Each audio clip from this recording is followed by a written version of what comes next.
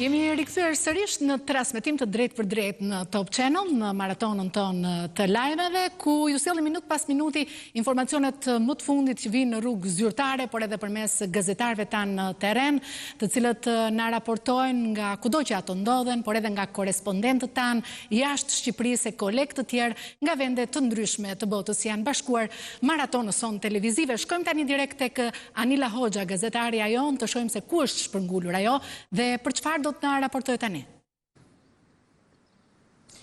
Genta, unë gjendem me sekretarin e përgjithshëm të Këshillit Ndërfetar të vendit që është një kooperim i 5 komuniteteve fetare tradicionale në vend, përkatësisht besimit musliman, ortodoks, katolik, bektashinj e gjithashtu dhe ungjillor. Është themeluar para 13 viteve dhe ka dhënë në momente shumë kyçe për vendin mesazhe, jo vetëm mbi krizat politike, mesazhe drejtuar politikës, po edhe qytetarëve.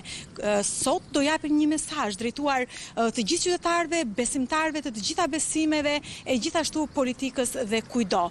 Kujtoj këtu se jam me zotin Gent Kruja që përfaqëson dhe drejton këtë organizëm të veçantë që tregonte shpreh bashkëjetesën fetare në vendin tonë. Zoti Kruja, së pari faleminderit.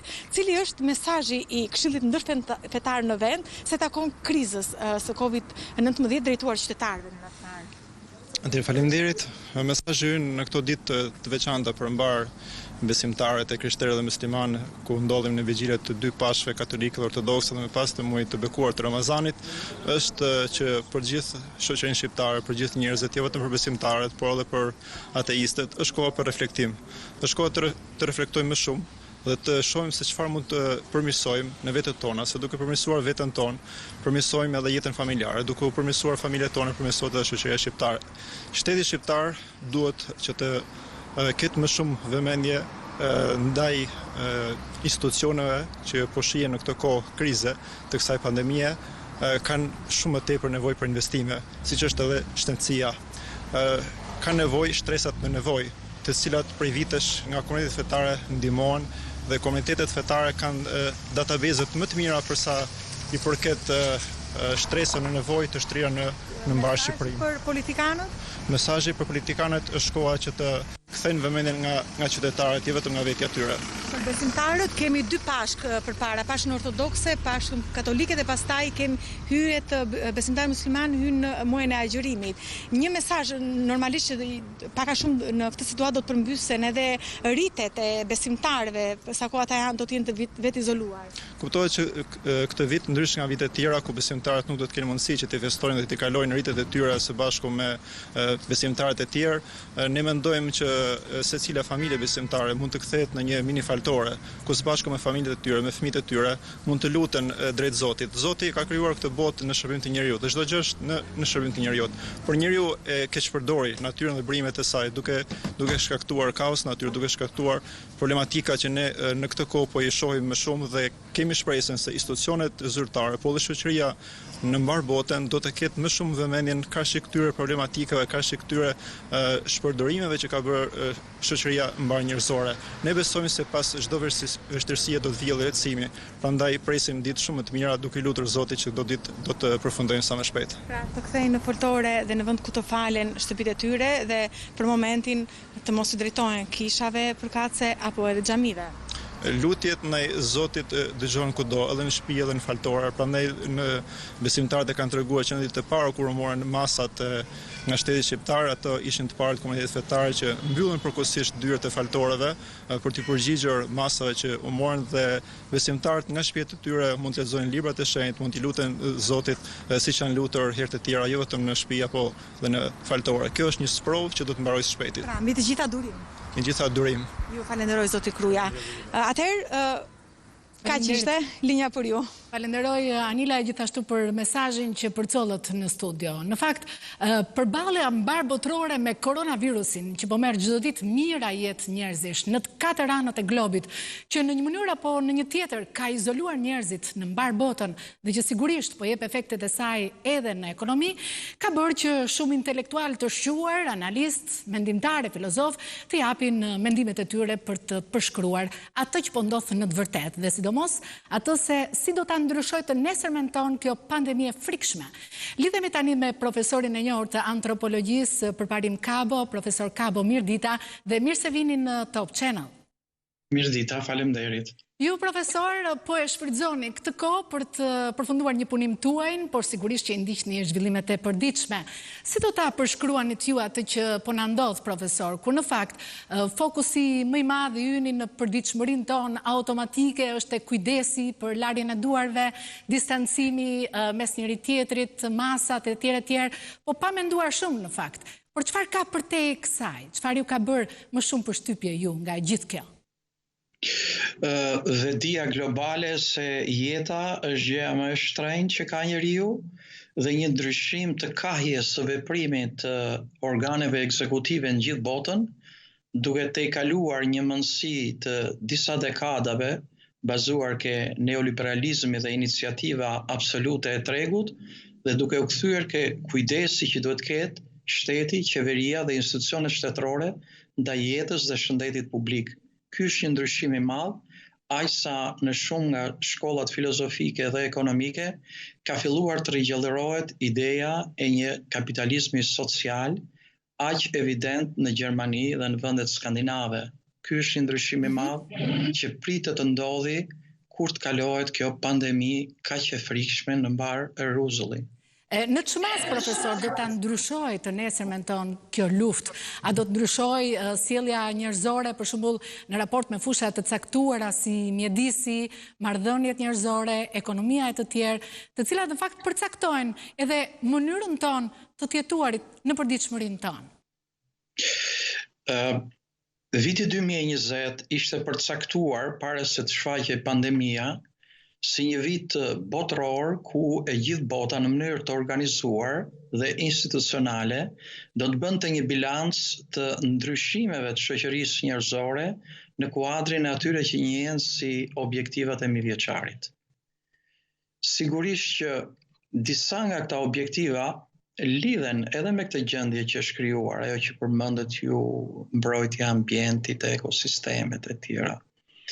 Por tregoj që në objektivat e mijëvjeçarit nuk ishte marrë parasysh rreziku që mund të vinte nga një pandemi globale, sjellja me botën e padukshme të viruseve.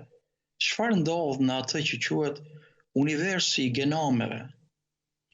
Sigurisht ka qenë një arritje e madhe zbulimi i artës genetike para disa vjetësh edhe i strukturës së genomeve.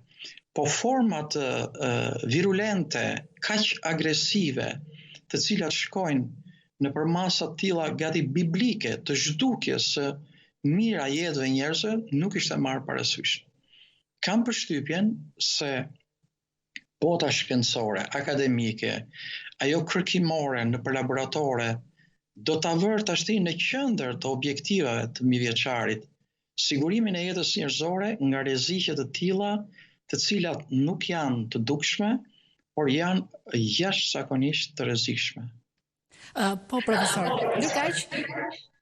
nuk di nëse do të përshkruani diçka veçmas për Shqipërinë. A ka një vëzhgim më special që ju keni bërë këto ditë lidhur me vendin tonë? Po, ra ky rreziku i pandemisë dhe ne njohëm brinjët e shoqërisë tonë. Viti 2020 ishte caktuar si vit që do bëhet censusi, i cili numëron popullsinë, objektet, por dhe disa tregues të tjerë që tregojnë shkallën e zhvillimit ekonomik në dekadën e fundit. Në rastin e pandemisë, ne pam që struktura jonë ekonomike është jo uniforme, është shumë fragile dhe krejt e pambrojtur financiarisht, qoftë si buxhet shtetëror, qoftë si buxhet privat. Pam që zhvillimi i ekonomisë në këto 30 vjetët e fundit nuk ka qenë i organizuar për të patur një healthy, një shëndet monetar dhe financiar. Dhe të gjithë kur ra pandemia, duke filluar që nga qeveria, buxheti i saj dhe deri ke buxhetet e privatëve, që nga ata që janë në biznesin e vogël, të mesëm dhe të lartë, dolën të gjithë në pozicionin e njerëzve dhe subjekteve të pambrojtura dhe gati për të shtrirë dorën e për të marrë diku, siç është buxheti i shtetit. Kjo do të jetë një kaman alarmi për zhvillimin e ekonomisë në dekadat e ardhshme. Duhet shikojmë mirë sepse rreziqet tilla natyrore ose të formave të tjera mund të rishfaqen, por nëse ti të gjen sërish të paprigatitur, kjo do të ishte e pafalshme. Ne kemi pasur një fatkeqësi sepse në përgjithësi njeriu kur del nga dimri e pret pranverën me një lloj entuziazmi që dimri kaloi, vështirësitë kaluan, edhe jeta merr një gjallëri krejt tjetër. Ne e patëm dhe dimrin shumë të keq, sepse vjeshta e vonë dhe dimri përkoi me tërmetin dhe pam që financat publike ishin të pambrojtura në një emergjencë të tillë. Fal zëmbërgjërësisë së donatorëve, po dhe kreditimeve, se nuk ishin të gjitha falje, u gjet një buxhet për të dalë nga gjendja e tërmetit. Pa dalë mirë nga kjo situatë, ndodhi pandemia globale. Edhe sërish ne u pam se ishim të pa përgatitur. Në këtë kuptim them që mendimi ekonomik duhet merret më shumë parasysh. Dhe për ta mbyllur, duhet të them diçka. Deri më sot, në 30 vjet të fundit, në mënyrë të zhurmshme, të gjitha mediumet kishin amplifikuar çfarë do lloj mendimi, s'dua të paragjykoj asnjërin, po ishte sjellur në mënyrë të padrejtë ndaj mendimit shkencor. Tashti që ra pandemia, të gjithë e kuptuan se pa mendimin shkencor nuk ecet përpara. Edhe ky është një konkluzion që ka dalë nga ky lloj izolimi. Një vend mund të zhvillohet në politikë, në art, në kulturë, në menaxhim, në bilancet monetare, në politikat bankare, të jurisprudencës, të mbrojtjes së ambientit, vetëm kur në krye shkenca. Slogani është shkenca udhëheq vendimarrjen politike dhe jo vendimarrja politike i jep detyra dhe udhëheq shkencën. Ky është një konkluzion që unë kam zgjerur në mënyrë të qartë gjatë këtyre ditëve të karantimit.